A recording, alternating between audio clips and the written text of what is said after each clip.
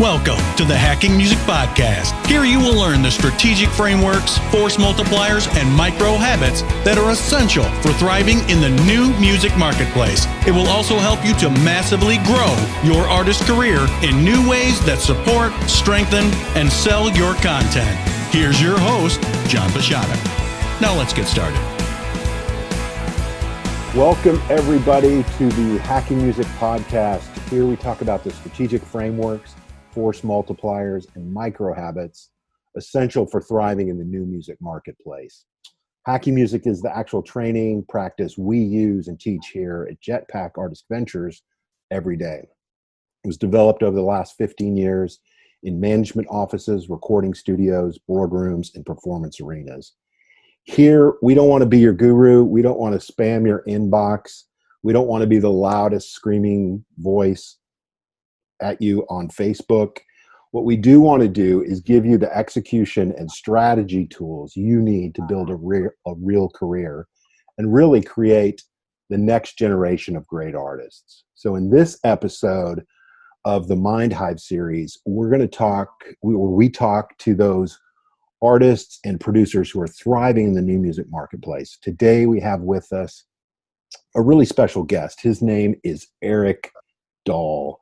Eric Dahl is a publicity and content force of nature. I kind of think of him kind of like Forrest Gump. Everywhere Forrest Gump went, he created a new opportunity. Eric has some similar stories that we'll hear about where every chance or opportunity he has, he kind of turns it into a new opportunity. So I'm looking forward to this conversation with Eric to unpack some of how he thinks and to help you think better about your career. So real quick, some highlights from Eric's career so far. Eric has worked in television for 36 years, attended Belmont University. In 2009, he discovered and returned B.B. King's stolen Lucille guitar in a pawn shop in Las Vegas, which we'll have to hear about that. And some years later, he published a book with B.B. King's permission about Lucille. In 2012, he launched the Fox 17 Rock and Review interview series, interviewed everybody from Dolly Parton to CeeLo Green, Garth Brooks, George Clinton, everybody. He writes for music magazines. He's played guitar since he was 5, rides motorcycles, and something I'm interested in, he's also a third-generation vintner, which means he makes his own wine. So with that, let's welcome my friend and our guest, Eric Dahl. John, thanks so much for having me on the show. I appreciate it. You know, and you and I just bumped into each other the other day, living so close together over at Subways. And we've got so much in common. You know, I always keep up with you, and obviously I've interviewed some of your artists through my shows. And also, you know, I've got a copy of your book. That's right, yeah. Which I still need signed. This one, yeah. Right there it is. Yeah, so, good. So when you offered me the chance to come on the show, I really appreciate it. Because like I was telling you, as you know, from you and I chatting, you know, with what I do with my outlets through TV, through radio, through magazine articles and everything, my goal is always to help artists. You know, and help, you know, the whatever genre of music they are, to help them get the word out on their new singles, their album, their book, their charity work, whatever they're doing. Yeah. And I enjoy it. You know, it's one of those things, you know, and I appreciate working with, you know, people like you, you know, that work so well with artists, because as you and I know, a lot of them, after they create a great album or written great songs, they forget that they also need to have that PR arm to get the word out. That's when the work starts. Yeah. So to speak. And it's necessary because, you know, as you and I both know, John, you can have the best, you know, music, album, single, video, whatever. Sure. But if nobody knows about it, you know, people don't know where to find it. If you can't get on the right playlist, nobody's going to hear your song. Nobody's going to know you as an artist. And I think that's what it takes, you know, with PR firms and knowing the media outlets that fit. Yep. You know, just like when you brought Jeff Coffey on. Yeah, that's right. Yeah, so it's a different world. And even now, kind of mid-pandemic, or hopefully near end of pandemic, I hope so. The marketplace is continuing to shift. So, you know, what we're talking about here, you know, is really important. Part of our mission at Jetpack is to multiply talent and to do that in a way that strengthens and supports artists. So that's hacking music is one of the ways in which we do that. So I'm excited for this conversation. So Eric, let's jump in. Kind of how did you get here? How did you become you? You know, it's interesting, you know, growing up, John, you know, my father was a musician. He was a bass player, and you know, here in my music room, I've got his bass over on the wall. Oh, nice. And so I was always around music and musicians, and at a very young age, you know, as you mentioned, I started playing guitar at 5 and grew up around musicians. And so I've played music and been around musicians all my life, and it's just a part of me. You know, my mom is a painting artist, you know, doesn't have the musical angle, but my father and obviously a lot of our relatives all the way back to Sweden were musicians. So it's kind of interesting, you know, how life takes you to where you need to be. And I was raised in Southeast Missouri, played in a lot of local bands, you know, did a lot of solo guitar work and all that. And at first when I got out of high school, I came to Belmont because I was going to be a rock star. You know, I was coming out of a small town, and I felt like I was pretty well known, you know, there, and thought that I was pretty good. And you get to Belmont here in Nashville and go, wow, maybe I'm not that good. You know, it's like you have that, you know, earth-shaking moment. And I saw so many people going to Belmont at that time back in the 80s coming out with full music degrees and not being able to find jobs. And so that, you know, that kind of frightened me as a teenager at the time, John. So I ended up going back to Southeast Missouri State back in Cape Girardeau, Missouri, and got my degree in my backup plan, which was obviously TV and radio. And I got a music minor in music with jazz and classical guitar. So, you know, life takes you where it takes you. And I played in a lot of bands and all that good stuff. And from Missouri, I ended up working in Las Vegas for 10 years, and I played the casinos there and opened for, you know, some pretty good sized bands and played a lot of casino gigs, which was a lot of fun, and it supported my guitar addiction. But then, you know, after 10 years there, the company moved me to Nashville. They offered me Nashville. And what happened there was that, you know, I had been on air years ago, you know, as an on-air talent for a little while in Missouri. But, you know, it was never my goal. I was like a behind-the-scenes guy. Kind of like yourself with a lot of the stuff you do with artists. But when I got to Nashville, you know, I was looking at the market, you know, and I'm a big music gear guy, and obviously watching all the artists and the music here in Nashville. And what year was that, Eric? That was 2011 when I first came here. In 2011, moved back to Nashville and with my family. And so I approached the news department. I said, hey, got a great idea. I said, why don't you guys start doing these news segments and talking about new music gear and all this stuff? And so that's kind of, and they said, wow, that's a great idea. Why don't you do it? And I was like, well, that really wasn't the idea. Cause I mean, my day job at the TV stations, you know, for Fox 17, CW 58, and my TV 30, I'm the creative services director. And so I promote TV shows, handle the programming, live sports, commercial production. That's my umbrella.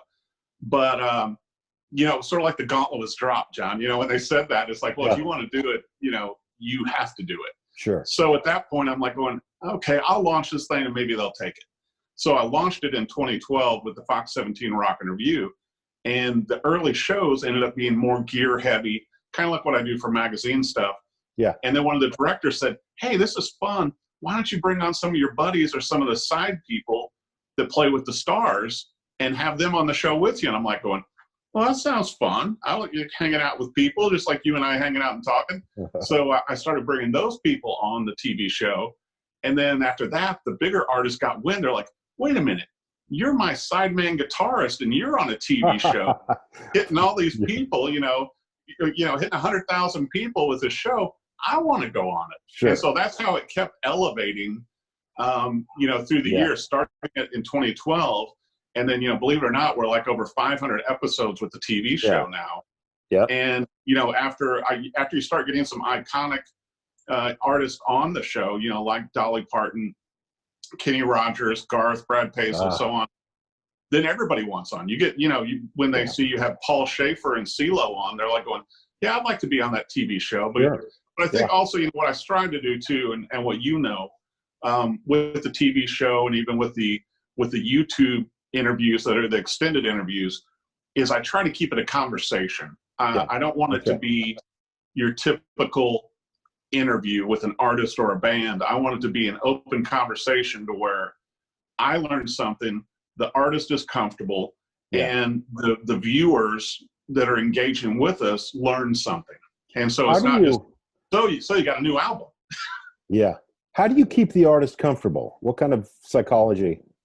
It's very interesting because, I'm a people person, just as you are, John, and I love people, and I especially have an affinity for musicians. Sure.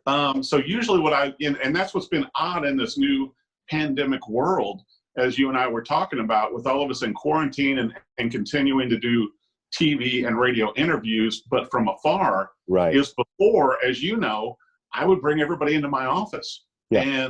And that was kind of like my green room, to where it's like, hey, sit down, here's some guitar picks, let's, you want a coffee, you want a bottle of water, and not really, just get comfortable with each other.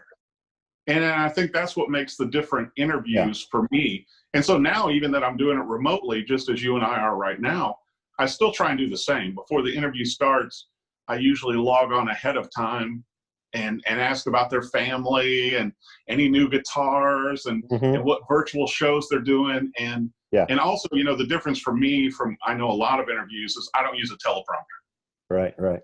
So my approach is, working with the PR firms, is I get a huge amount of information about the artist, the band.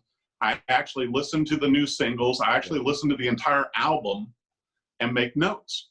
Right. And so I do all that information. And that's very rare. You're a music person and you really connect with the artists on a musical level. Most interviews are kind of, I don't want to say they're phoning it in, but it's like they don't listen to music. They don't get the backstory. You've got a special, you really come at it from a music place, which is, I think, it really special and rare. Well, and I appreciate that, because that's my goal. Because if the artist or the band, John, is giving of their time to come and sit with me, whether it be in a virtual world or in a TV studio or in a radio studio, their time is valuable. I don't want to waste it, and I want them to come away with going, that was one of the most fun and relaxed interviews I've ever had. Right. And then what you end up having is then, they tell their friends, it's like, hey, if you're in Nashville or if you're looking for a good TV or radio interview, make sure and get on one with Eric Dahl. Yeah. And so it's not your typical one. There's more depth. To me, it's always fun. It's almost like investigative stuff, to where I like finding little nuggets. It's like, to where it's like, well, you got your first guitar from here, and, how is it playing in, shows with your sister? When you were little, and they're like, oh my gosh, because those aren't the usual questions they get. Yeah. I think, unfortunately, with some interviews, the people don't do enough prep. They don't listen to the music, which they all should. And I'll tell you what, a quick story. I was doing an interview with a major country artist, and me and the guys were breaking down the camera and the lights and everything, John. And so we just finished. It was a great interview, and just an amazing interview that we had with the guy. And so the next person's coming up, and interviewing them for a magazine or radio show, and they didn't know what their last album was, didn't know what their new album was, didn't know any of the songs on it, and it's like, and it was, I felt embarrassed for that person. Yeah. And and not that I ever would. And truthfully, we can get into my methodology, but, having produced live sports for a number of years, I do a full prep. So everything that the PR firm sends me, I print it out, I highlight it all, I handwrite notes, just as you would if you're going to, interview somebody for a sporting event. Right. And I learned that from you make it yours. On air. You make it yours. You don't. Yes, I do. I make it mine. It's funny because a lot of people will say, "Hey, are you writing out questions?" I'm like, "No, I never write out questions. I write out interesting tidbits." You know what I mean? Because everybody, to me, everybody's life is interesting, more than mine. And so, so I will dig in and I'll find these things going, well, what happened with you that time, that, you first played on the Opry, or that you first met George Jones or something, it's like going, and that opens it up, as you know, from being in the office with me, like the green room, I always joke artists and bands, it's like, I'm your opener. I'm your opener and closer. And so they're not tuning in for Eric Dahl. They're tuning in to learn something new, or if they're a fan of the artist, but, also introduce me. To me, the biggest compliment I get from a viewer or listener is, I listened to this new song or album from this artist or band because you introduced me to them. Yeah, that's a great compliment. Yeah. And I think that's our job, as being, TV and radio and print outlets, is to introduce people, because that's, as you and I both know, and you guys do a great job. And I work a lot with PR firms, with a lot of PR firms all over the world.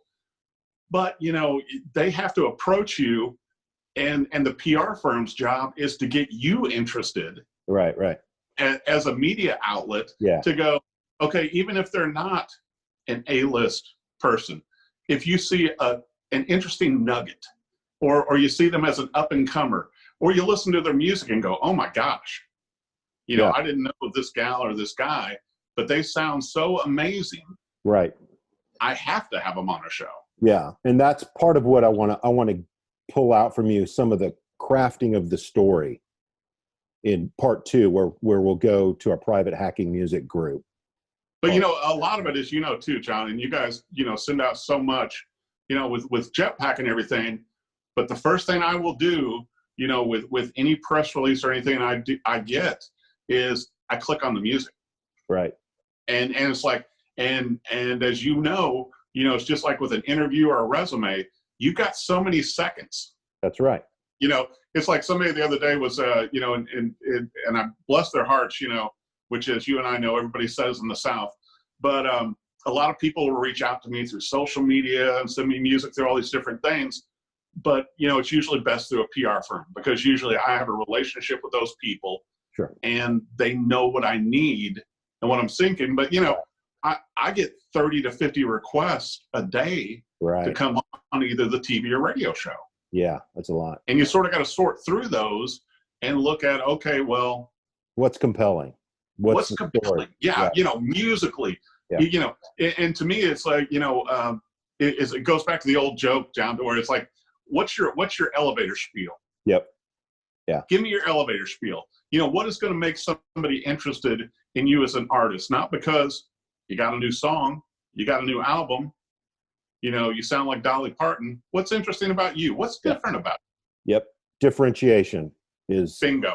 And, it's just like what I try and do with the TV and radio show that I do. I don't want them to be like anybody else's TV or radio show. I want it to be different. So that when people go in, it's like, oh, when Eric does this much different than Dan Rather, or whomever. And to me, I like people to be comfortable. I want it to feel like a conversation, as when you were sitting in the studio, when we've done interviews, to where it's like, people open up. Yeah. And it's like, and I enjoy it, and the artist enjoys it. And then obviously the viewers and the listeners enjoy it. And I think that's what you have to do, is finding those different points instead of a sea of sameness. Yeah. 100%. So Eric, you've interviewed 100 famous people every day, right? Strangest interview. Who did you interview that was, it's like I've been very blessed, but also, I'll be honest, John, I'm very picky, on who I end up interviewing, and I haven't had, a lot of strange ones. I've been very, blessed through the years to where, there have not been a lot of odd ones. I've had a couple of them to where maybe you could tell some of the artists might have been hungover when they came in. Mm-hmm. Or maybe they came straight from playing Broadway the night before and didn't sleep before they came in. So those got a little bit interesting. One time I had an artist, it was so funny, with the PR firm, and they told me ahead of time, John, it's like, what, you know, and I'm not going to name the artist, but they said, whatever you do, don't bring up the artist's issues with drug and alcohol. And I'm like, well, first off, I'm not that kind of interviewer, and I wouldn't. And they're like, okay, well, we just like to, you know, say that. So the first thing is, I'm not kidding you, I sit down in the studio with the artist, and they go, well, you know, Eric, now that I'm off the drugs and alcohol, my music's getting a lot better. And the whole time the PR person is over to my left, and I'm like going, I am not looking over there. You know, but you know what the artist says, what they say, they say. You know, I'm fortunate. You know, I really haven't had, you know, any really weird interviews. Good. You know, sometimes they're in, you know, artists are people like all of us, and sometimes I think some of them can be tired or whatever. But I think usually too, and maybe it's just my methodology, I'm usually able to get them relaxed. Once I get them relaxed and we're talking, because I'll be honest with you, you know, and a major rock and roll artist I had early on, and he was camera shy. Incredible artist, plays to sold out stadiums, but you know, has no problem but you put him, you know, with lights and robotic cameras, as you've seen in our studio, and he was like freezing up on me some. And it's like going, okay, come on, you know, and that's where it's like, I don't want to do all the talking. Yeah. You're the artist. You got a new album, a new single, a new tour, and you're a huge name in rock and roll. And I think that's the challenge. And I'll tell you what, and that's probably my fear, is to have an artist on that doesn't want to talk. And, you know, and I got that guy to open, but I've heard like other people, let's say like an Alan Jackson and stuff, to where there are some people that just don't like to be interviewed. Yeah. And I think that's where, knock on wood, I've been very, you know, fortunate to where if they don't want to be interviewed, I don't want to interview them. Yeah, sure. If they don't want to come on a show, and if they do not want to talk about, you know, their album or their guitars or bass or drums or whatever, you know, even talk about working on their house when they're not on tour. Yeah. I really don't want to have them on a show, because if somebody isn't going to enjoy doing an interview, then don't come on. I'll give you a funny one. Colin Hay from Men at Work. The last time I had him on, and just a great guy, monster talent, you know, what a great solo career. And, you know, and one of his PR people reached out and said, well, hey, how did the interview go, you know, with Colin? Because, I mean, some of the interviews haven't been going so great with people. I said, it went amazing. Why didn't you tell me that ahead of time? They're like, well, we didn't want to frighten you. But it ended up, you know, I think it's also, John, you know, in your business and my business, is how we approach people. Right. And, you know, and I think, once again, I think some interviewers and reporters and things in radio, TV, print, everything, are trying to undermine some artists, are trying to find, you know, they want to showcase the bad points that have happened in their life, or the recent lawsuit, or running with the law, or divorce, or something like that. And to me, I find no joy in that. Yeah. And that's been covered. I mean, everybody and their brother is going to talk about that. Why would you want to be person 540? Well, I think some interviewers do it as a way to try and stir them up, so that they can get that crazy thing where they, you know, stand up and throw the mic down and all that. I don't want that. Yeah, yeah. Because to me, you know, I would enjoy it. Obviously, the artist would never come back on any show I do again, and they'd also tell their friends, don't ever go on that show. And I just don't do it. So I've been fortunate to where even some of the artists that I've told, you know, people that I was going to go after, and they're like going, don't go for them, Eric. It won't be a good interview. And I'm like going, okay. And I sort of feel like, you know, if it's meant to be, it's meant to be. Just like, you know, when you mentioned the Dahl interview, sure. What happened on that one was the day before the opportunity happened, the PR firm called up and said, hey, we've got 10 minutes, a 10-minute window in between international interviews with Dolly. Do you want it? It's like, yes, I do. And so took 2 camera people with me. I had already listened to the whole album. I had an inch-thick folder of all the information. I did all my prep the night before. We sat down. It was an amazing interview. And fortunately, you know, Dolly was very complimentary. We got done with the interview. She tapped me on the arm, and she goes, I just forgot how well you research before these things. I'm like, the camera not rolling now. You know, and then I asked the PR person, I said, you know, can we get a quick picture with Dolly so that I can promote this interview? Because obviously that one aired, nationally through our company. And the PR team said, no, Eric, there's not time. And Dolly goes, oh, there's time for Eric. We'll take a picture. Ah, that's good. And That's so good. it's like, it's those kind of moments that I think make it worthwhile, and also be able to have some A-listers, on the show too, that, to me, I treat everybody like an A-lister, John. Whether they're, a debuting artist, an up-and-comer, somebody on the rise, maybe they haven't had a hit or something out in a while, but they've got new music out. Yeah. And so I try to, the preparation I do for interviews is the same with all of them. Yeah. I don't treat any of them lesser, and I maintain that file. Yeah, I get it. So Eric, who has surprised you the most? Is anybody specifically not what you expected? So many people have surprised me.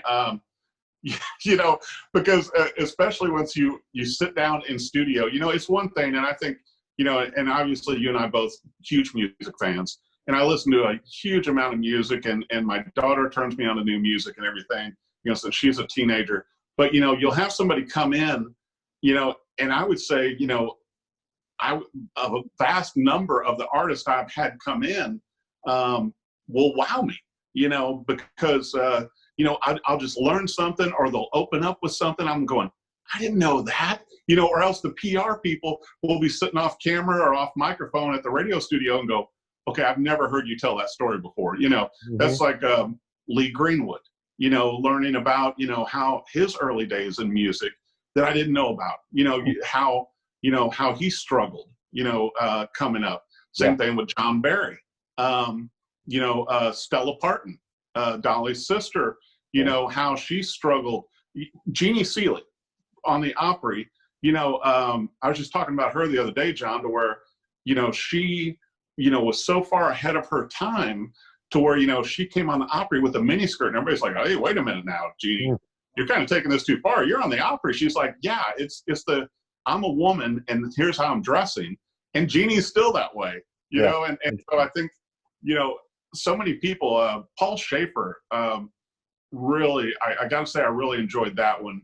Just knowing Paul from being a Spinal Tap fan. Yeah. but obviously all of his band work Marty, and everything. Marty Fufkin, Polymer Records. And it was so funny, and you'll enjoy this one, to where, and once again, I got to interview Paul because T.G. Shepherd knew I wanted to interview him, and they're friends. And so T.G. called me while I was at the gym down from here in my house, and I was on the elliptical, and TG goes, hey, I hear you want to interview Paul Schaefer. I'm like, well, it'd be great. He's like, well, Kelly's going to give you a number, and you go ahead and call him. He's in town next week. So I ended up interviewing Paul at the Musicians Hall of Fame. That's great. And so he walks up, John. He's walking up to me, and I said, hey, I was wondering if Artie Fufkin was going to be here to help promote this album. And so then Paul falls right into mode. He goes, Artie. Yeah. And after that, the ice was broken. Yes. That's fantastic. And all, just a ridiculous musician, music conductor, does all of the music for the Rock and Roll Hall of Fame also. Yeah. But what I learned in that interview was he told me, I said, well, why weren't you in the Blues Brothers movie? He said, I'll tell you honestly, he had agreed to work on Gilda Radner's new album at that time. And obviously they were all friends, all, from Saturday Night Live stuff and all this. And so John Belushi told him if he didn't stop working on Gilda's album and focused on the Blues Brothers, he couldn't be in the movie. Ah. And that's why Paul Schaefer was not in the first Blues Brothers movie. What a band. Yeah, oh my God. Matt Guitar Murphy. And all those guys are, Matt passed away, but, like Steve Cropper, lives here in town. Yeah. And Steve and Paul and all those guys are still friends. And so, it's just like when I had Steve Cropper on the TV show at a point, and I had the Blues Brothers songbook that a buddy of mine had given me when I was a teenager. And I'm like going, hey, Steve, check this out. And I said, here's your picture from when you were in the movie. And Steve has gone, I've never seen that songbook in my life. I never even knew that. Wow. And so his PR people found a copy of that songbook in Australia and bought it for him. Wow, that's neat. Because he had never seen it. But, that's, having those kind of open dialogues, in so many of the interviews, I end up discovering something. You know, if you ask the right questions and you listen to what the artist and the band are saying, you'll always come away with something. You come away with gold. Yeah. Yeah. And I think that, you know, and that's why I think that the artists enjoy it more, because they get to actually speak and open up and tell you things about themselves that, you know, so many times I think that interviewers do have these set questions. Yeah. You know, it's like some of the YouTube things, John, to where it's like going, okay, John, I'm going to have you on this YouTube thing, and here are the set questions I have to ask you. Yeah. And I think most artists expect that kind of scripted awkwardness in interviews. Right. Unfortunately, I mean, that's kind of what happens, you know. Yeah. And to me, and once again, you know, and everybody has to do their own thing. And there's certainly, you know, many interviewers and everything that have much more popular TV and radio and outlets than I have. Yep. I never want to be a part of anything that I would not want to watch or listen to myself. Yeah. And so that, you know, if I can't, you know, if I haven't listened to the album or the songs and I don't know anything about the artist, I haven't done any prep, then I think that shows. And I think that, you know, the artist is not comfortable then. Yeah. Yeah. You know, and when you're able, you know, to talk with somebody like a Paul Schaefer or, you know, Kenny Rogers. I mean, oh man, you talk about, you know, an artist, and I was so fortunate to get to, you know, interview Kenny, and I'm so sorry he passed recently, but he was so humble, you know, and you're talking with the guy. And once again, John, it's one of those things where you wish the cameras or the recorders were rolling before the interviews and after the interviews, because, you know, like before the interview, before Kenny came over to me to talk with me, you know, he's talking with his PR people, and that was before he played Bridgestone, you know, his final, the Gambler tour, wrapping it up. And he's telling them, I don't think we're going to fill this venue. I don't see how this is going to work. And he was that concerned about people coming to the Bridgestone. And obviously it's sold out. Yeah. Yeah. You know, but you look at those artists, I mean, just like with Garth, you know, and I credit Garth and Trisha to where, you know, when I got to interview them, and, you know, I'll tell you how amazing it is. And I think that's why I'm so drawn to music artists, is to where Garth steps in front of our camera, and there's all these cameras to interview all these people, right? Before his 2017, you know, multi-night concert there at Bridgestone here in Nashville. And my camera guy, Nick, is back behind the video camera, and Garth reaches over the top of the camera and goes, "Hey, big guy, I just want to say hi." And Nick is prepping his camera. I said, "Nick, Garth is trying to shake your hand." And so, but I mean, how great was that? And then Garth goes, "Yeah, Nick, nice to meet you, man. Thanks for coming." Yeah, that's fantastic. So, Eric, the world's changed, right? Every 6 months, there's a new innovation, a new pivot, something that artists and producers and record labels have to think about differently, right? Right. So, what have you seen that you're excited about? Could be, you know, I think, and once again, you have to find the positive in these situations, because we all know the negatives. They're blatantly obvious with the lack of touring, with how everything has changed, with the quarantine, the pandemic, and everything else. What I've seen that inspires me. And I mean pre-pandemic, you know. Forget the pandemic. I'll tell you what, you know, and I'll go pre-pandemic, and then I'll go into pandemic. Yes. The biggest change that I've seen in the last 3 years, John, you know, and this is, and a lot of artists come to me for advice too, and besides recommending a PR firm, which we'll get into later, you know, they're like, "Well, Eric, what do I need to do?" And it's like, well, first off, you need to craft great songs or find great songs, you know. But what happened probably 3 or 4 years ago, John, that changed in my world as a receiver of music and artist PR and all that, is that it used to be in the top of the PR thing. It's like, okay, this artist has had this many hit songs on Billboard, has toured with this many people, you know, that kind of analytics. Now that stuff is on the bottom. Now what's on top is they have this many YouTube followers, they have this many Twitter, this much Instagram, you know, and so now the social media analytics became the currency. Right. And then over obviously traditional others. sales and Billboard. Right. Numbers. Yeah. And then, obviously, where they rated on Music Row and all this stuff. Me personally, I still want all that. Sure. But I know to get on a lot of the shows now, besides mine, everybody's looking at what are your social media analytics? What kind of fan base do you have? Because the media outlets feel that the social media numbers reflect that. Yeah. Reflect your engagement. So, and don't get me wrong, it's like, and I go down the same rabbit hole at a point to where somebody comes to me with a brand new artist and goes, hey, here's the song, so I'll take a listen to the song. And then I go to their Twitter and they've got 300 followers. Yeah. That's probably not ideal. Yeah. Because, and I think that's something too, that as artists and bands, and I know PR firms work with them on it, but, you have to have those analytics and you have to have that engagement.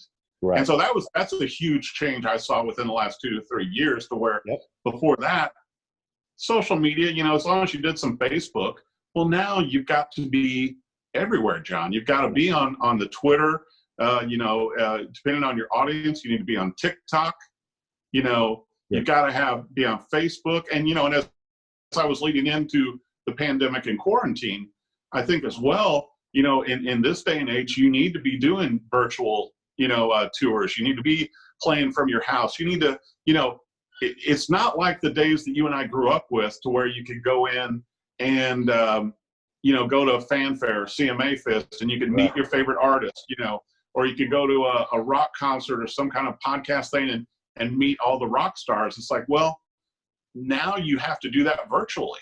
Yeah. And so, and if you can reach, if you do a little, like there's this one country artist now doing a daily show, and she does this daily show from her barn. It's like, okay, how many thousand people are you reaching? Yeah. And I think that's, and once again, for music artists, unfortunately, just having great music isn't enough. Yeah. And that's one of the things that we think about. We're not a traditional record label or a traditional music publisher. We're a artist experience company. However artists are experienced, whether it's on silver discs, t-shirts, sync licenses, or live stream, it's like we want to be there to help the fans and followers experience them, whether it's on a t-shirt or a silver disc. Doesn't matter. Right. Yeah. So, and I think it's finding, I think in this day and age, it's finding those opportunities now, because once again, and this is just me, I can only speak for myself, but a lot of PR firms and artists and bands are kind of surprised that I have no issue with bringing on indie artists or, people that publish. I have no challenges with that at all, because I really don't look at that. Once again, it comes down to me, to the quality of the music, and the artist or the band, and then do they have a following? The reality is that everybody is an independent artist, right? Whether you're with a major or a independent label, artists will do one-off deals with major labels. Just a one-record deal. So they're technically they're independent, and they're just doing a co-venture for 18 months. And then they'll change it next year. So it's really, the major labels really have a hard time in moving fast and changing and breaking things. It's like they're not as nimble. But you also you look at it too, John. You and I both know this. And once again, speaking, to artists, sometimes a cover of their favorite song on YouTube can do more for them in a viral situation than playing their own original. Yep. 100%. Yeah. Because if people start pushing it around and go, oh my gosh, listen to this rendition. Yeah. And I think it works in a multi-level thing, because also whether the artist is country, rock, bluegrass, metal, whatever, to where maybe the one they're covering is not in their style of music. Yeah. And people go, oh, I didn't know they were influenced by James Taylor. Yeah.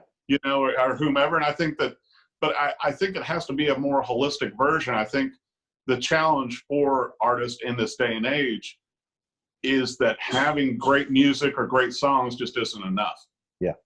Yeah.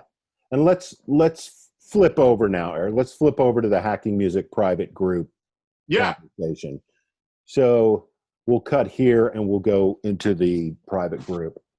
Okay. So this will pivot kind of more towards artists and some execution and strategy and process stuff that you sounds good. Fire away.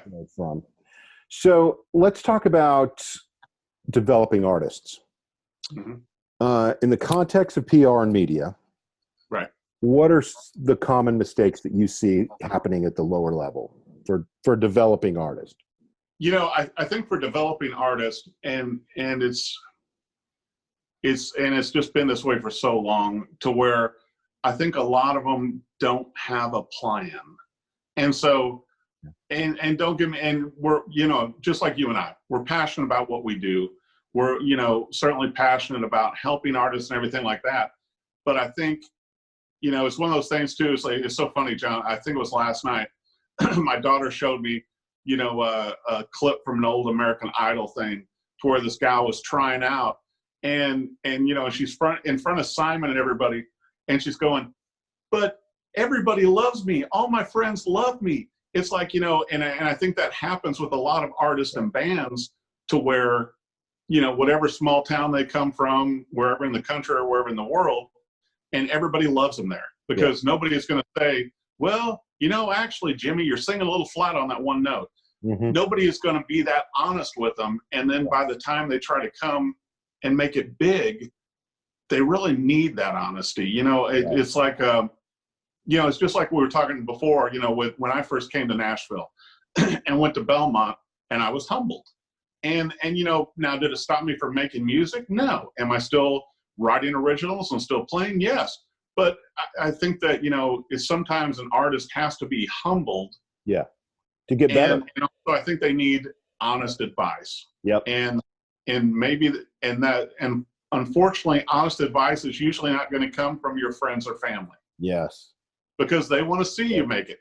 Yep. And, and that's the thing too. It's like, recordings don't lie, and as you and I both know from being in the business, and recording yourself and then letting other people really break it down, and hearing those things. And I think that it takes you really find out how thick your skin is. So it's that truth, the truth tellers, the people that make the artist better, instead of just the fans that say, oh, you're ready to headline, you're ready to be a star today. The artists, those baby artists, need to have kind of that mentoring and those truth tellers around them to raise their bar. I think they have to, because I think, if you look at any major artist today, no matter the style of music, they had people like that in their lives. And they started out and they thought, I've got this, I'm really good. And then they're like going, no, you've got some of it. Yeah. And I think that, as you know, level. It's a different level. Competing at a different level.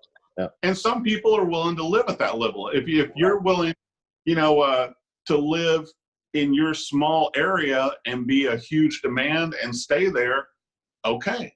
Yep. But if you want to go to the next level, then you really, it's not the same litmus test. Yeah. And so I think that a lot of artists, it's like what I try to do even with my interviews and shows too, John, to where it's like, not that I am ever going to be to the level of a Larry King, Howard Stern, Ryan Seacrest, some of these great interviews and stuff, Dan Rather, but I look to them and I look at what they're doing and how they're doing it, and I try and up my game, because I don't look locally and go, hey, how are they doing it here in Nashville? No. I'm looking at the people that are the AA list, and I think the same thing with artists and bands. Yep. Don't measure yourself to the market you're in. Measure yourself to the market you want to be in. Yeah. We call that patterning in the hacking music method. It's like, who are you patterning after? Those kind of things. Really, That's how you get better. You compete at a higher level, and especially with songs. It's like, Right. Your songs, again, Hometown Hero, you can write anything and it'll probably be pretty good enough for the Yeah. Hometown Hero. But when you're talking about a radio campaign and a publicity campaign, that song has to compete at a very high level for the end listener. So Right. that concept around that song, production, all of it, it's just a very different level you're competing at. It really is. And another point too, John, that you bring up very well, that I think a lot of artists, once again, they're so consumed by the music and performing and the songwriting and maybe even the stage presence. Mm-hmm. And one of the things that's forgotten that I found with a lot of, up and coming artists and bands is they did not practice going through interviews. Interesting. And so, which makes it hard for an interviewer. Yeah. because because you've been around me and we're friends, but it's like, I'm not a hard interviewer. When I'm interviewing people, I throw them softballs. Yeah. But the thing is, you're going to run into interviewers via radio, and you're on a radio tour, TV tour, you're on Good Morning America. They may not throw you softballs. Yeah. They may not care. They may not, it's like college professors. It's like one thing when you're in high school and junior high, and the professors really want you and I to pass, and they're trying to do everything. You get to college, they don't care. Well, it's the same thing. Right. You go on these major outlets, you're sitting down with Dan Rather. You better know how to speak eloquently. Yeah. And stay on message. Get your point. And I think that, in my opinion, and my suggestion is that with up and coming artists and bands, truthfully, you should probably practice this and maybe even record it to where, let's say, a local radio friend, or somebody, whoever interviews you. Yeah. And you record that, and then you know how to answer, because that's the hardest thing, is that me as an interviewer, I know where I'm leading people. Right. Just like, you and I did, with this conversation, as to where, I will open up, I will tell you about them, we'll go into the music, we'll go into the album, the book, the tour, the charity, all this kind of stuff. And then I'm going to wrap it up at the end. And when I wrap it up at the end, you have to be on point enough to go, here's my website, here's my social media. I'm going to be on tour next month. Catch me on Jimmy Kimmel. Right. Right. Because, and that falls upon the artist and the band to do that, because the PR firm is achieving the interview for them. Right. It's like somebody, taking you to the basketball court. It's like, okay, here's the basketball. You have to sink it in the hoop. Yeah. Yeah. Right. Next question, Eric. So 2 things that I observe about you is that you have a lot of output. You're able to get stuff into the world, whether it's books, interviews, whatever. Your output is significant. Thank you. And the second part of that is process. What are your processes like that drive your output? I'd love to hear your personal, what are your processes, and how do you think about output? It's an interesting thing to bring up, and thank you for saying that, because I'm driven, with all of my outlets, with my TV, with my radio, print, books. And so for me, I kind of learned this from my dad when I was young, to where he was a maker of lists. And how that with your parents and everything, those things wear off on you. And so I keep running lists on virtually everything I do. And so with my TV show, I will have a list of, who's upcoming. And I'm starting to prep that file, and I'm starting to prepare to listen to that music. Yeah. Same thing with my radio show. That's already booked out 2 months in advance. And I prep a folder for each one. So the process is, I'm always looking forward and I'm never looking back. And could be a flaw. Maybe I need to look back more, but I'm not that, it's just not the way I'm built. And so to me, I'm always in a state of preparation for the next interview. Like I've got, Jimmy Webb coming up soon. I've got Tiffany the 80s star coming on for a TV interview. I've got Samantha Fish coming on for a radio show, and Emerson Hart from Tonic coming on for a radio show. So I'm constantly looking ahead and thinking ahead, and I'm very goal driven, and I'm very deadline driven. And so, I always know before any TV or a radio interview, the night before, I do my final prep. Okay. And so I think you have to have those processes and exercises that make you work best. And so the night before any interview, I do the full folder prep. The morning of, I will review it again, and I will usually listen to the music again. And before quarantine, when I would be driving to the TV station, I would listen to the artist's music. And then when I would be driving to iHeart Studios, I would be listening to the artist's music. Yeah. And so to me, it just, I want to be ingrained in that artist or band.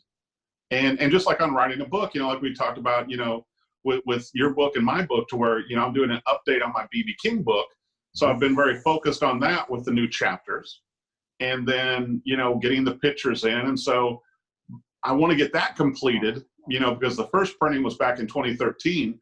Right. The reason I want to get the new one updated and out, John, is because I've got 3 other books I want to work on. Right. And I've already got the ideas for those books worked on. I've got 2 other radio shows and podcasts in the wings, and probably another video show that's in discussions, and a nationally syndicated TV show is talking to me about doing interviews for them this fall. Right. But your processes, your tasks, your lists, your goals, those things are really essential to what you get in the world. Without those things, you're just a schizophrenic, crazy nigga. Well, because, and much like yourself too, you and I both work with very skeleton, a very light staff. And so a lot of it falls on me, including, when I have an artist on a TV or radio show, to where, I have my process to where it's like, okay, I notify the PR firm that this artist is going to be on the TV show tomorrow. I send it to news to let them know, here's the artist, here's the episode number. And then I promote it on Facebook, Twitter, and Instagram. Right.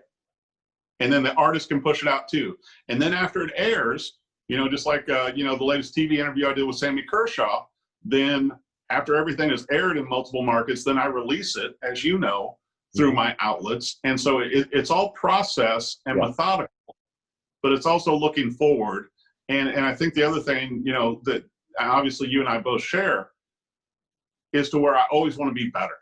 Yeah. And I think that, and I think that's where sometimes artists and bands, aren't always looking at being better, and they need to, because for me, it's like, okay, well, I had on Dolly Parton. That's cool. Who's on my wish list? Lady Gaga.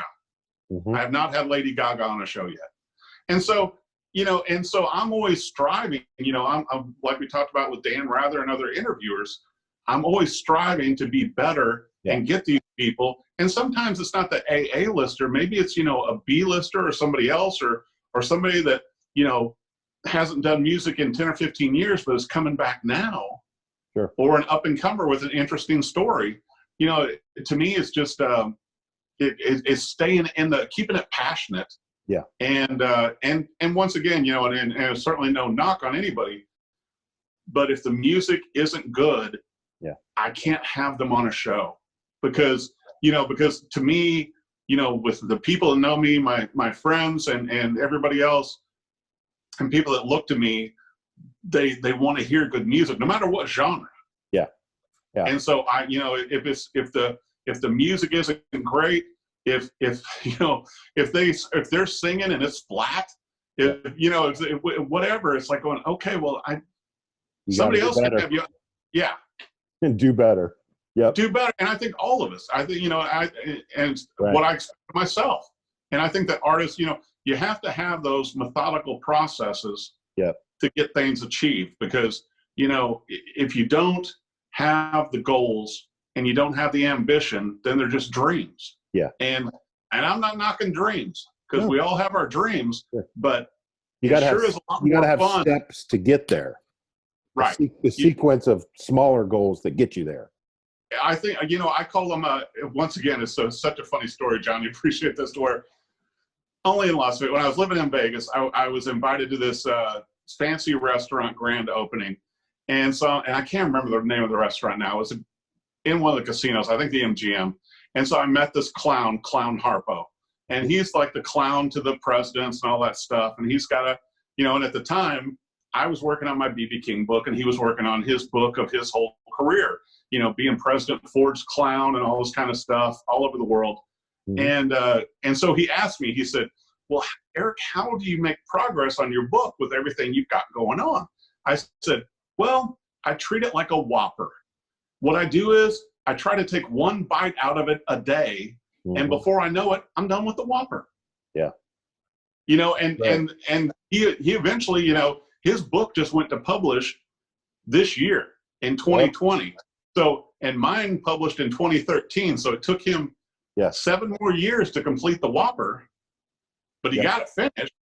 But I mean, I think that, you have to set reasonable goals, some achievable goals, and then some lofty goals. Mm-hmm. I certainly, with my list of interview people for radio, TV, magazine, everything, I've got achievable ones, and I have, ones in the wings, but also I've got, I'd like to interview Willie Nelson. I haven't interviewed him yet. Sure. Yeah. And I think that for artists, the same thing, just as you said with the patterning, you don't have to mirror them. You don't have to be like them, but we all have to be better. Right. Because if we just remain the same, I don't want to be the same interviewer or same person I was, when I started doing the TV or when I started doing the radio shows. Yep. Or my writing. Even now, it's so funny, John. I know you can relate to this with the B.B. King book updates. And I look at some of the stuff that, with the original book, I'm like, oh, I could have written that so much better. But, the difference is 2013, when the book came out, I did it because it was a passion project. Right. And I'd written articles and stuff in college and blah, blah, blah, and all that stuff. But since 2013 to now, I've had 10,000 published articles in a bunch of magazines, and I've honed my writing craft. Yeah.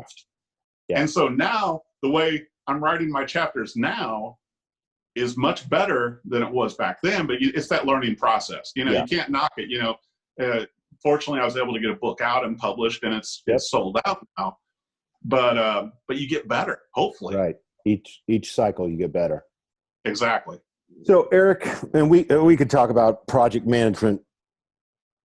We'll come back another time and talk about that. Okay. But as for you, technology, software, what is essential for you as your workflow? What do you really depend on?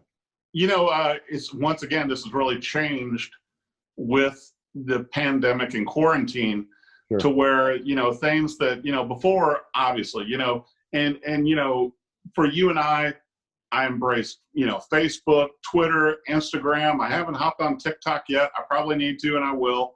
But, you have to be a communicator. Okay. And I think that's where a lot of artists and bands get lost because, and maybe they're not good at it. Maybe they don't want to do it. Maybe they need to hire somebody to do it, to where, because some people just don't, they're not wanting to be in the social media realm. Right. But here's the thing, your fans and your listeners are. Right. And your fans and listeners that are looking, for a new song or to put in their playlist, on Spotify or whatever, they're looking for social media. So, the big things for me that have changed, coming into the time we are right now, obviously I'm using a lot of Zoom. I'm using Skype, for my TV interviews and everything like that. Mm-hmm. We're still doing distribution pretty much the same way. Although I'll tell you something I'm eyeing, and I think a lot of your music artists should eye as well, particularly the Instagram videos. Mm-hmm. I think that, since Facebook, took them over, I think that's another opportunity. I think the Facebook IGTV. Yeah. I think that's a great opportunity for artists, and I'm probably going to delve into that more. For my radio shows now, I'm using Zencastr, which my director at iHeart found that for me, to where we're able to send it to music artists wherever they are in the country, and they log in, I log in, and it's like we're in studio. Zencastr. It's a Zencastr. And I'll tell you what, I really recommend the format, just because then what happens is, you know, if you and I were doing a radio interview, it records each of our, almost like a separate track, like multi-track recording, those separate tracks. And then, you know, my producer downloads them, and then he inserts the songs in them for the show to air. Oh, nice. Nice. And so it really keeps up the quality, because I think that's the hardest thing in the time we are right now, is trying to keep up the video and audio quality. Yeah. You know, because some people, and don't get me wrong, you know, particularly, you know, a lot of Generation Z, they're willing to accept, you know, lesser video, lesser audio. To me, I still want at least as high quality as I can, just like you and I were talking, you know, the way I set up for doing these TV interviews, and this is the same way I have it. I set up my wall, you know, think about your surroundings. Yeah. Think about your lighting. I'm using diffused lighting. I've set these things up. I want better audio. I've got a Rode microphone. So to me, you know, it's like, you know, and I'll tell you what, I gained a lot of this. I was at an interview for John Carter Cash, Johnny Cash's son. Yep. And one of my buddies, TJ, came in with a rig like this, you know, and everybody else, all the other, you know, TV outlets have the giant cameras and all this stuff. And my buddy TJ just comes in with this little setup, you know, with his phone and everything. I'm like, what is that? He goes, man, this is my rig. He's like, you might, you know, position this. And so he, you know, he positions it. He walks up there with John Carter Cash, does his interview for his show, and goes, there we go. I said, I'm building one of those. Yeah, yeah. And so what I did was I took his concept and kind of, you know, expanded it out for me. So, you know, what I'm doing this interview with you on, I built it so that if I'm doing stuff for the United Kingdom as well, because sometimes I do interviews there, that I can take this, I can use a shutter button. I can set up the camera, set up the light. It's all in one piece. I can hit start and do my interview and stop it with Bluetooth. Nice, nice. And the thing is, you know, and I think the greatest tool that any of us have right now, John, is the smartphone. Because, and if artists aren't utilizing it, they really need to, you know, hop off the text and hop off the games and look at what your, you know, smartphone will do, because you've got great audio, you've got, you know, great video, full HD video, whatever level you want. You know, I read an article on Kanye the other day, and it was talking about, you know, his last hit song, most of the audio bites he had recorded into notes in his phone. That, you know, to me, you have to be open to new technology and using it to your benefit, and to get your word out and to get your music out and to engage the audience. And creating a great album or a great song or a great video isn't enough. Right. You know, what do you think? What do you think is too much? What do you think is too much? What do you think is too much? You hear of Gary Vee and Grant Cardone talking about creating 30 pieces of content a day. For the artist, you know, what is that appropriate engagement level that is really builds an organic relationship with their followers? Right. You know, I think that's, you know, that's overwhelming. And I get what they're saying, but pieces of content, all content is not created equally.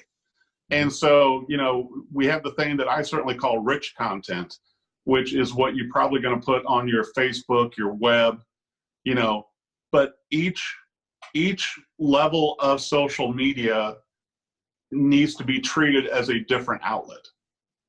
Okay. So, you know, what you don't want to post, and don't get me wrong, it's easy and some people do it, but you don't want to hop into Hootsuite and put your same video across all the platforms. It needs to be different. You know, whereas what you put on Instagram needs to be different, maybe more picture driven, maybe a little more intimate. Maybe what you put on Twitter is different, because they're all different audiences. Right. And so 30 pieces of content, I mean, I think that's overwhelming.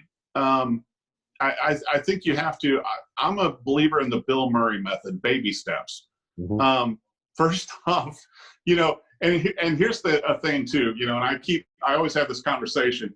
and this is one of my personal flaws with me, is embracing myself as a brand. You know, if you come on my TV, radio, print, anything I do, what is brand Eric Dahl?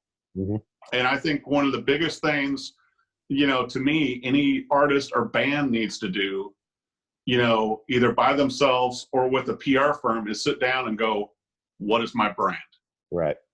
What does my brand bring? You know, and also, like we said earlier, what does my brand bring that's different? Right. And I think once you determine that, because, you know, because I'm going through the same process, and I had a hard time grappling with that, because to me, well, you don't get it more of an right. outlet. You don't get it right the first time. No. You get it kind of there. But then 4 months from now, when you do it, it's a little more defined, a little more differentiated. It's like each cycle gets better. I think you're totally right, John. I think also, you know, having friends and having, you know, PR people and artists and everything that are honest with you helps you shape and define that brand. Right. Because, you know, when I did it, you know, a few years ago, I finally buckled down and I did, you know, Eric Dahl publicity, so that I could have my TV, my multiple radio, multiple magazine, book, all this stuff under one umbrella. And I kind of had to come to terms with it. And I think that with artists, the same thing, to where, you know, before you can really launch out, you know, it's got to be continuity. But before you can launch out your web, your Facebook, your Twitter, your Instagram, your TikTok, you know, your T-shirts and all this kind of stuff, what is your brand? Who are you? Yeah. What makes you different? You know, and I think defining that, and then also, you know, as we were talking about content, sometimes content, just like we're doing, you know, you and I are doing right now, can just be you playing in your house. You know, can be you playing a song. That can be content for web or YouTube. And then maybe for Instagram, it's a picture of you restringing your guitar. Right. And so I think, and also the biggest thing to me, which also I had to embrace a few years ago, is professional photo shoots. I know your Aunt Betty thinks she's a photographer.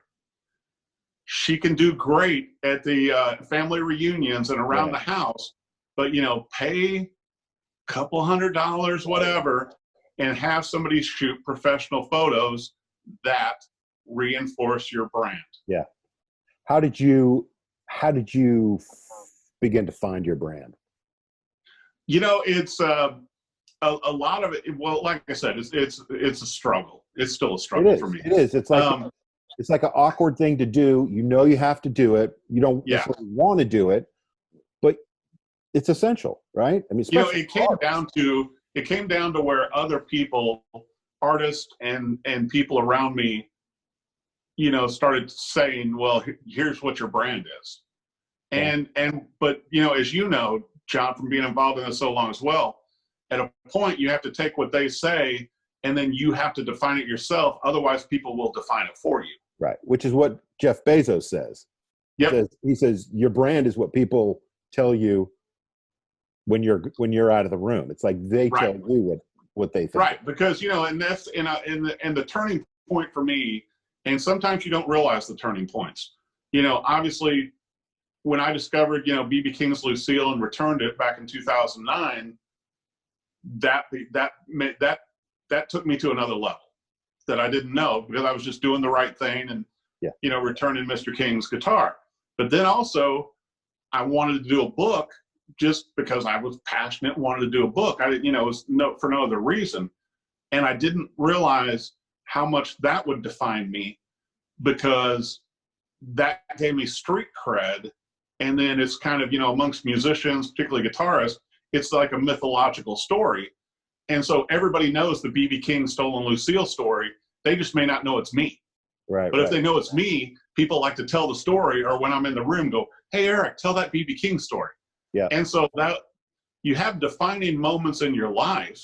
You know, I'll give you, for instance, to where, you know, if an artist, you know, as a young person met George Jones and, you know, or met Porter Wagner or something, well, that's a defining moment.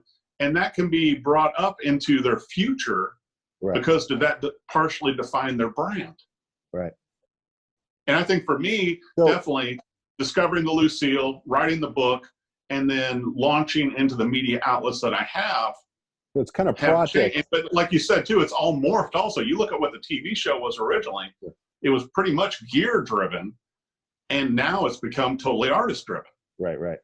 So it's kind of project driven, like hindsight 2020, you can kind of see, okay, yeah, project 1, project 2, 3, 4.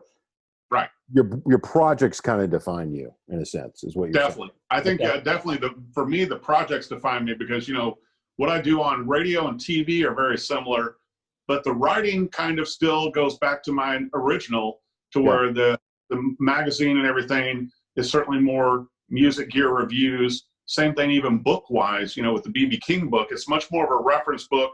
Sure, it's got the story about the discovery of Lucille. But yeah, you know, I think they each have to be their own box. Yeah, that makes sense. But the brand, you know, but also, you know, you are ultimately the brand. Yeah. And whenever, you know, a lot of people know me as the B.B. King guy. And then other people just know me as the TV and radio guy. Mm-hmm. So people know a dimension of you, but does it all feed the same brand? Right, right. And I think that artists and bands have to ask that. What is your, you know, it can't just be, well, you know, I'm a country singer or I'm a rock singer. It's like, yeah, okay. You and 5,000 other people.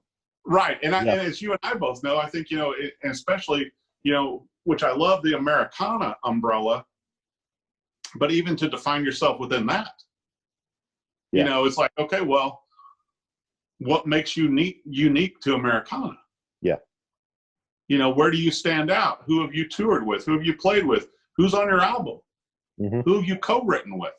Right. You know, I think there's so many elements that define us, and it's hard. It's you know, it's humbling, you know, because you really have to look at yourself, look at what you're generating and creating, and go, this is me. Yeah. And be maybe it's not the me that I want to be. You know, I can say that with me, to where, you know, with my content and everything, it's like, I love it, John, don't get me wrong, with the TV, radio, everything I'm doing, but I want to be bigger and better 5 years from now. Right, right. Yeah. I may never be Dan Rather or Howard Stern, but I don't want to be the same Eric Dahl 5 years from now that I am today. Right. 100%. So Eric, for somebody who may be patterning after you, somebody says, I want to do what Eric's doing. I may be 21 years old. Right. What do you tell that guy? You know, I'll tell you what, you know, if they are looking to do this, I wish I had started earlier, because once again, life kind of happens to you. Like we were talking with the Lucille and music and all that stuff. If I had things to start again, I would have started doing these interviews in my 20s. Because the thing is, you know, the biggest thing, like I told you too, John, I think even before we started the interview, to where find a void and fill it. Yeah. So when you look around, you know, and just like you've done with your company as well, and you look around and go, okay, well, here's all the people doing all these things. They're kind of like what I want to do, but there's a hole. Right. I want to fill that hole. And that's what I did for me, you know, and so if they're passionate and they want to pattern, you know, after me with their TV interviews, with the radio interviews, the great thing is now with the smartphones and the technology, you can do it all from home. Yeah. I mean, you look at these YouTubers that are just doing amazing things. And as you're going to continue to have new social media products launching all the time, every year, just like TikTok has and everything else. Right. To where, you know, TikTok started out to where it was used on Instagram, and that's become its own thing. And you're going to keep having this evolution. But if you know what you want to do, if you know whether with your interviews, you know, who you want to interview, maybe you only want to interview one style of music. Maybe you only want to do underground music. You know, I mean, I think chase what you're passionate about. Right. Because that's what I've done. You know, because I'm passionate about all styles of music and all musical artists. Chase that, but also don't wait. And right. I think that applies certainly to musical artists as well. You know, you've got a cell phone, you've got a computer, you know, lights are cheap. setting up one of these rigs like I did, I did it all for like $100 with an Ulanzi holder, a Rode microphone, and a Sunpack, LED, and I got a light kit for like $125. There you go. Yep. Granted, when I go into the TV studio, it's like, sure, it's I'm in a $2 million studio with robotic cameras. Well, right now in quarantine, I'm not. I'm doing it on a cell phone, by iPhone, and it's like, start doing things. If you're wanting to pattern off what I'm doing, start shooting and cutting audio and doing video now and putting it out, but also review what you're doing and how can I put this best? When people give you honest advice, take it in a positive manner and not as a critique. Right. Let them make because it makes you better as long as they mean it in the right way. Sure. I think that that's the only way you get better. But yeah, somebody coming out right now, you've got technology, in your back pocket that you and I never had. I mean, before, you and I would have had to go out and it's like, well, we got to have a, $10,000 video camera and a light kit's a minimum $500. Now you order it all from Amazon, it's shipped to your front door and like going, okay, tonight on my YouTube show. Yeah. That's the thing that's opened the door for me on it too, John, is with my radio and TV interviews, even to where, like talking about Sammy Kershaw interview. He was at his home in Louisiana doing this with me. Yeah.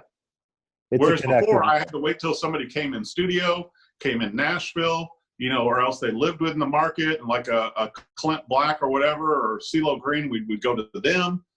Now, it takes down those barriers. Yeah. We just talking about how connected the world is. We just signed a new artist. You may have heard of Leonid and Friends, the Russian band. So their lead singer, we just recently signed to Jetpack Label Group, and he's from the Ukraine. Right. So we are in full production mode, 4 songs into his record.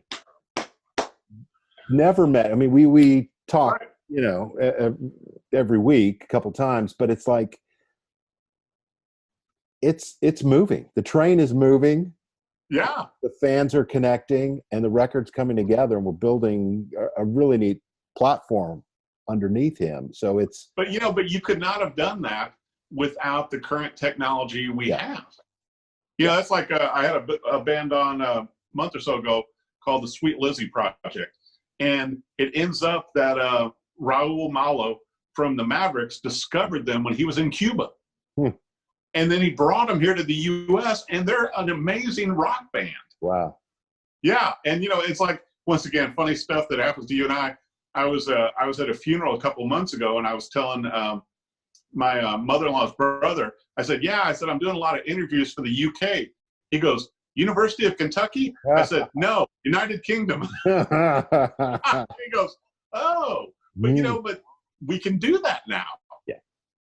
To where, I shoot these interviews, with Webb Wilder or with, Christy and Walter Carter, at Carter Vintage Guitars, and it's airing in England. Yeah, it's amazing. Well, Eric, this was great, man. Thanks so much for joining us as a guest. How can people get in touch with you? Do you want people to get in touch with you? I guess. Yes, I definitely do, and happy to give advice and help where I can as well, John. Or probably the easiest way is just to go to ericdahlpublicity.com, and you can send me an email through there. Right. It's so funny because somebody tagged me on the line with Roald Dahl the other day, and it's like, are you any relation to Roald? I'm like, no, I wish I was. He's a famous author. I have one book. But everybody, you can reach out to me through there. If you've got questions, concerning, what you and I talked about. But, I think now, even though there are not, the great publishing companies and a lot of the stuff, that we knew over the years, it's still a great time to be alive. It's a great time to make music, but it's taken these technological tools and outlets and using them in a fashion to get the reach out. Wouldn't you agree? 100%. Yeah. It's the best time to be making music if you're smart about it. Bingo. Yeah, and that's the thing. So, yeah, if any of the listeners for the podcast, anybody wants to reach out, please feel free to. I'm happy to give advice and help where I can. And, so thrilled that you guys are doing what you do and with your book and everything you've got going on. It's fun. Nashville is such a great market to be in. And, it's just a creative hub. It really is. So people that don't live here, to where, people come through, or they come to songwrite, or they come to do interviews. And I think that we feed off each other. Yeah. And I think, just like with you and I think it makes us all better. Yeah. It really is Music City in the truest sense of the world. Right. It's not just country and Christian now. It's metal, instrumental. It's fantastic. Eric, thank you so much for joining us. My pleasure. We'll see you next time. Thanks a lot, John. Appreciate you. The Hacking Music Podcast is brought to you by Jetpack Artist Ventures. Create what's next.